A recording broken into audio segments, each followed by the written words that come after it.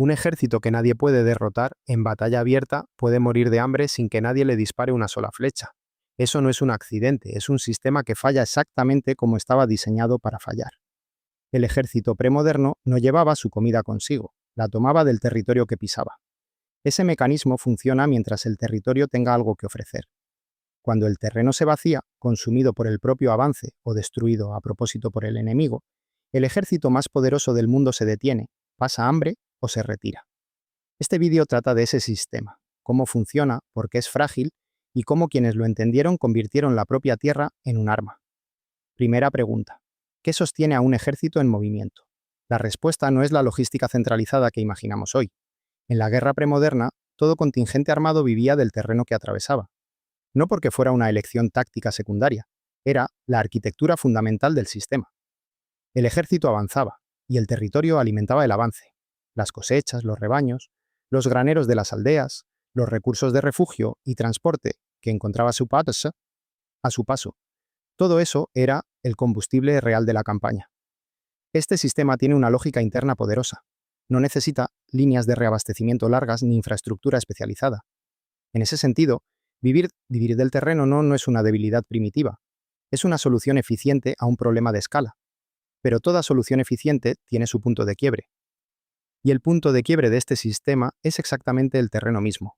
Cuando el territorio por el que pasa el ejército tiene recursos, el sistema funciona. Cuando no los tiene, porque ya han sido consumidos por el propio avance, o porque alguien los ha destruido antes de que lleguen. El avance se retrasa, se detiene o se convierte en retirada. Esto crea un problema que muy pocos comandantes de la antigüedad supieron explotar con precisión quirúrgica. El ejército enemigo no necesita ser vencido en campo abierto. Solo necesita ser separado de su alimento. Segunda pregunta: ¿cómo se convierte esa fragilidad en estrategia? El caso de Quinto Fabio Máximo es uno de los más claros que conservamos. Durante la Segunda Guerra Púnica, Roma había sufrido derrota tras derrota frente a un ejército cartaginés que sobre el papel estaba en posición de inferioridad numérica. Y sin embargo ganaba, así que Roma eligió dictador a Fabio Máximo, y él se negó a pelear, no por cobardía, por diagnóstico. Fabio Máximo identificó con precisión las vulnerabilidades estructurales del ejército invasor. El ejército cartaginés operaba en territorio extranjero, aislado de su país de origen, con el Mediterráneo bajo dominio naval romano.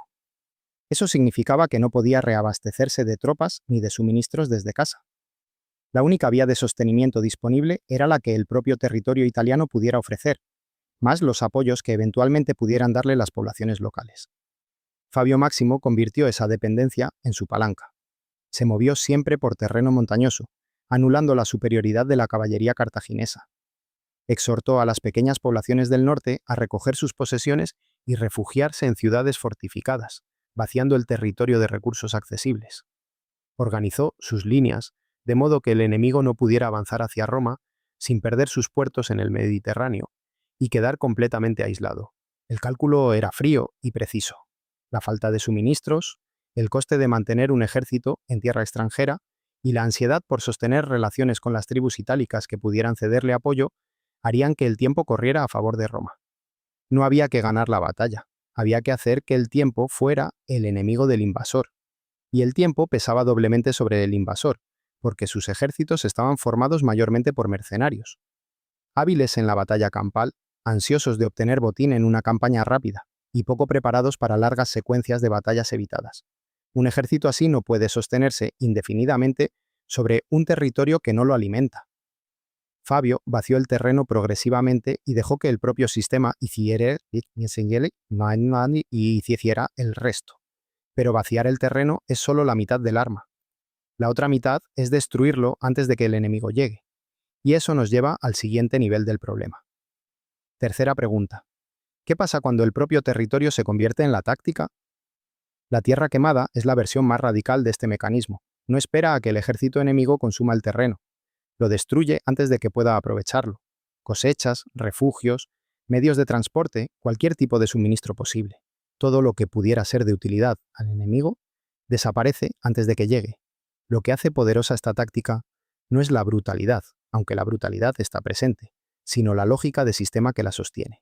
Si el ejército invasor vive del terreno que pisa, entonces destruir ese terreno es atacar el sistema de sostenimiento sin necesidad de enfrentarse al ejército. Es un cortocircuito. No atacas la fuerza del enemigo, atacas la condición que hace posible que esa fuerza exista.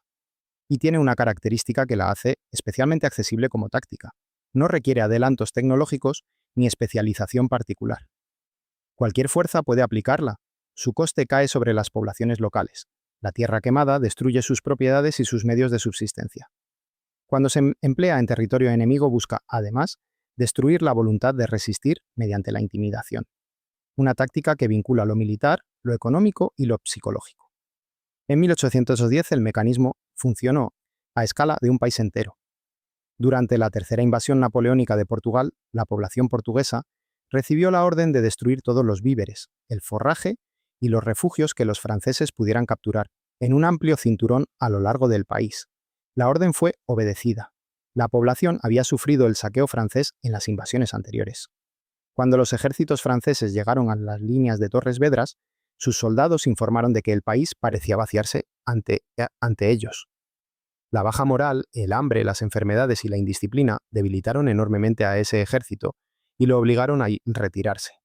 2 años después, Rusia llevó la misma mecánica al extremo. A medida que las fuerzas rusas se retiraban del avance francés, quemaban el campo por el que pasaban, sin dejar nada de valor para la grande armée que los perseguía. Napoleón operaba habitualmente con una doctrina que dependía de vivir de las tierras conquistadas. Esa doctrina requería que las tierras conquistadas tuvieran algo que ofrecer. No lo tenían. El ejército francés llegó a un Moscú prácticamente abandonado. Aunque se habían establecido depósitos de suministros durante el avance, la ruta entre ellos ya había sido quemada y recorrida, y el ejército francés pasó hambre mientras se retiraba. Aquí el mecanismo se hace completamente visible. No fue la batalla lo que detuvo el avance. Fue el vacío. La tierra quemada convirtió el territorio en un desierto logístico, y el sistema de sostenimiento colapsó sin que hubiera un ejército que lo derrotara. Esa es la revelación central. En un sistema que depende del terreno, el terreno mismo puede ser un arma defensiva más poderosa que cualquier ejército en campo abierto. Cierre del bucle. ¿Qué revela este sistema sobre cómo funciona el poder militar? Volvamos al principio. Un ejército invencible en batalla puede morir de hambre. Eso no es una paradoja, es la consecuencia lógica de un sistema que externaliza su sostenimiento al territorio. Mientras el territorio coopera, el sistema es poderoso y ágil. Cuando el territorio deja de cooperar, el sistema es exactamente tan frágil como esa dependencia. Lo que hace históricamente eficaz a la tierra quemada y a las tácticas fabianas es que ambas atacan la misma vulnerabilidad desde ángulos distintos.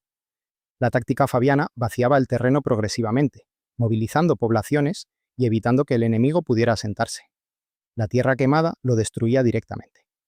Los dos mecanismos convergen en el mismo punto: separar al ejército de lo que lo alimenta. Y hay algo más que este sistema revela. La tierra quemada ha resultado históricamente muy eficaz para facciones que de otra forma no habrían sido capaces de resistir ejércitos mejor organizados y más poderosos. Eso es un dato sobre el poder que vale la pena detenerse a considerar. El dominio militar no solo depende de quién tiene el ejército más fuerte, depende de quién controla las condiciones en las que ese ejército puede operar. Un actor más débil que entiende el sistema puede neutralizar a un actor más fuerte que no lo entiende. Y estas tácticas no son una rareza de dos guerras, atraviesan la historia.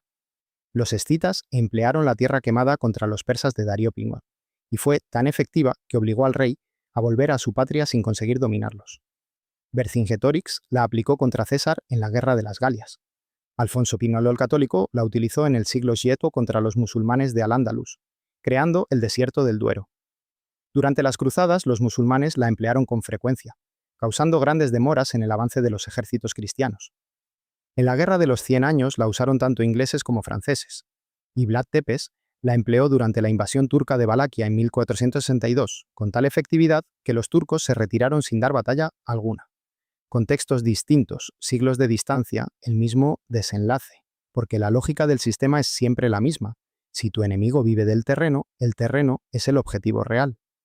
La guerra moderna cambió este cálculo precisamente porque los ejércitos dejaron de vivir del terreno y empezaron a cargar con sus propios suministros.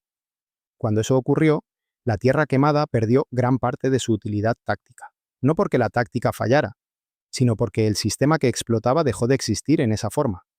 Eso significa que entender la tierra quemada no es solo entender una táctica antigua, es entender qué condiciones hacen posible o imposible que un ejército funcione. Y esa pregunta, en distintas formas, sigue siendo la pregunta central de cualquier conflicto.